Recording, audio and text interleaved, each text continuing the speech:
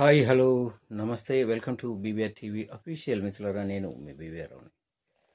మనం చూస్తూనే ఉన్నాం, ప్రయాగ్రాజ్ త్రివేణి సంగమంలో మహాకుంభమేళ 144 సంవత్సరాలకు ఒక్కసారి వచ్చే ఒక అద్భుతమైన కార్యక్రమం. సో ఇది మన 11వ తేదీ నుంచి మొదలైంది. ఇవాళ 21, అంటే 10 రోజులు అయిపోయింది. ప్రతిరోజు 1 కోటి మంది సాధువులు, అఘోరాలు, నాగసాధువులు వస్తున్నారట స్నానానికి, పవిత్రమైన స్నానానికి. సో ఒక విషయం మనం ఆలోచించాలి మిత్రులు, ఇన్ని కోట్ల మంది ఎక్కడి నుంచి ఎలా ప్రయాగరాజ్కి వస్తున్నారు? అంటే ఏ ప్రయాణ సాధనం ద్వారా వాళ్ళు వస్తున్నారు? రైల్లో వస్తున్నారా, బస్సుల్లో వస్తున్నారా, కార్లలో వస్తున్నారా, పోనీ ఫ్లైట్లో వస్తున్నారా, నడుచుకుంటూ వస్తున్నారు? ఇంతమంది వస్తున్నప్పుడు ఎన్ని రైళ్ళు కావాలి, ఎన్ని రిజర్వేషన్ ఉండాలి? పోనీ రిజర్వేషన్ లేదు, ఫ్రీగా వస్తున్నారు అనుకుందాం, సాధువులు కాబట్టి. ఎక్కడ వాళ్ళు దిగుతున్నారు, ఎక్కడి నుంచి వస్తున్నారు, ఎన్ని ట్రైన్స్లో ఉన్నారు, వాళ్ళు ఎలా ప్రయాణిస్తున్నారు, తిరిగి వెళ్ళేటప్పుడు ఎలా వెళ్తున్నారు? మిస్టరీ కదా. నిజంగా భారతదేశంలో ఉన్న ఇంత సాంప్రదాయాలు, సనాతన ధర్మం అంటే వాళ్ళకి చాలా ఇష్టం, దానికోసం ప్రాణాలు కూడా ఇస్తారట. ఇన్ని కోట్ల మంది ఎక్కడ ఉంటున్నారు? సరే, ఎక్కడ ఉంటున్నారో వదిలేద్దాం, హిమాలయాల్లో ఎక్కడో ఏ గుహల్లో. కానీ ఎలా వస్తున్నారు వాళ్ళు? వాళ్ళ ప్రయాణం ఎలా సాగుతుంది?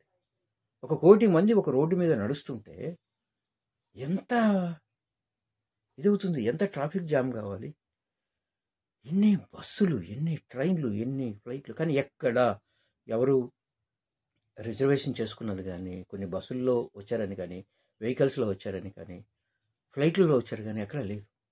ఎన్ని ఫ్లైట్లు కావాలి?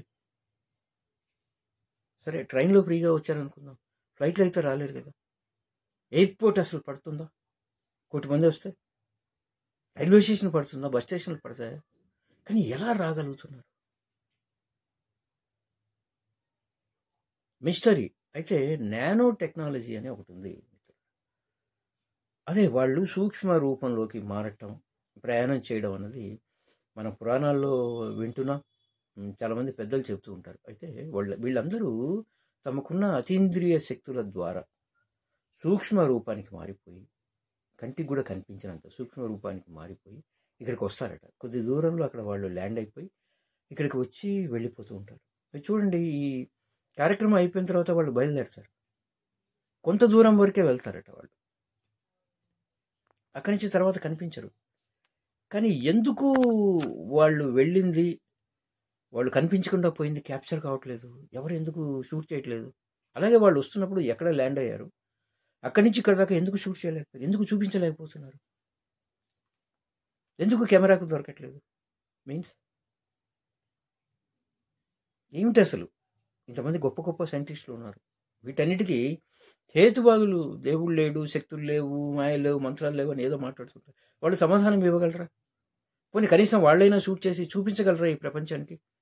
ఎలా వస్తున్నారు, ఎలా వెళ్తున్నారు, ఎక్కడ ల్యాండ్ అవుతున్నారు, వీళ్ళంతా ఎక్కడి నుంచి వస్తున్నారు? హేతువాదులు కదా, మీ మీ దగ్గర టెక్నాలజీ ఉంది కదా, ఎందుకు మీరు దాన్ని చెప్పలేకపోతున్నారు? వై? ఏమిటి అసలు, ఏమిటి రహస్యం?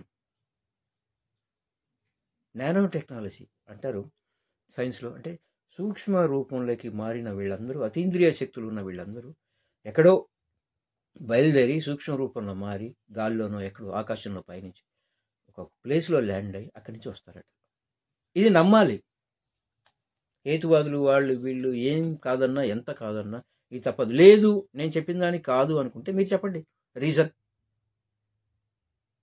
ఎక్కడ వాళ్ళు బయలుదేరారు, అన్ని కోట్ల మంది ఎక్కడ దిగారు, ఎలా ప్రయాణించారు, ఎలా ఇక్కడికి వచ్చారు, ఎలా వెళ్తున్నారు? మీరు ప్రూవ్ చేయండి. హేతువాదులు అనేవాళ్ళు ప్రూవ్ చేయండి. మేమంతా మేము వాదిస్తున్న వాళ్ళందరూ ఎస్ ఇట్స్ ప్రూవెన్, ఆల్రెడీ నిరూపణ అయింది. వాళ్ళు వస్తున్నది, వెళ్తున్నది, కొద్ది దూరం తర్వాత కనిపించకుండా పోవటం, ఇది జరుగుతోంది, ఇది ప్రూవెన్ కదా. మరి మీరు ప్రూవ్ చేయండి, అలా కాదు ఎక్కడెక్కడి నుంచి వస్తున్నారు అని. వాళ్ళ ప్రయాణాన్ని మీరు చూపించండి. మీ చేత కాదు. సో దేవుడు లేడు, ఈ సిద్ధాంతాలు లేవు, ఈ మాయ మంత్రాలు లేవు, అంటే ఎలాంటి శక్తి లేదు అని అంటారు మీరు. ఏదో కొన్ని అవి ఇవి సైంటిఫిక్గా కొన్ని బూడిదలు తేవడం అవన్నీ అవి కాదు అసలు. అవి చూపించడం, వాటిని బూచిగా చూపించి ఏ శక్తి లేదు, దేవుడు లేడు అని చెప్పడం మూర్ఖత్వం. అదంతా మీరు ఛాందస్సు మత ఛాందస్సులు, హిందుత్వ ఛాందస్సులు అని మీరు అంటుంటారు. మీరు ఛాందస్సులు అసలు నిజానికి చెప్పాలంటే. మరి ఎందుకు ఇది ప్రూవ్ చేయండి. కోట్ల మంది అండి, 1 కోటి మంది స్నానాలు చేసి వెళ్తున్నారు. ఎటుపోతున్నారు ఒక్కసారి చెప్పండి మీరు. ఒక్కసారి దానికి తగిన ఆధారం చూపించండి. ఎక్కడి దాకా వెళ్తున్నారు, ఎలా ప్రయాణిస్తున్నారు, ఎలా వచ్చారు, ఇంకా వస్తున్నారు. చెప్పండి మీ దమ్ముంటే. నిజంగా మీ సైన్స్ అది ఇది కరెక్ట్ అనుకుంటే చెప్పండి. ఎలా, ఏంటి, ఏం జరుగుతుంది అసలు? గ్రేట్ అండి, గ్రేట్. వాళ్ళందరికీ పాద నమస్కారాలు. నిజంగా అంతటి శక్తులు సంపాదించి అలా వచ్చి స్నానాలు చేసి వెళ్తున్నారంటే ఏంటి అసలు ఈ హైందవ సాంప్రదాయం ఏంటి, సనాతన ధర్మం ఏంటి, దేవుడు ఏంటి, ఇవన్నీ లేవని ఎలా అనేస్తారు? ఏదో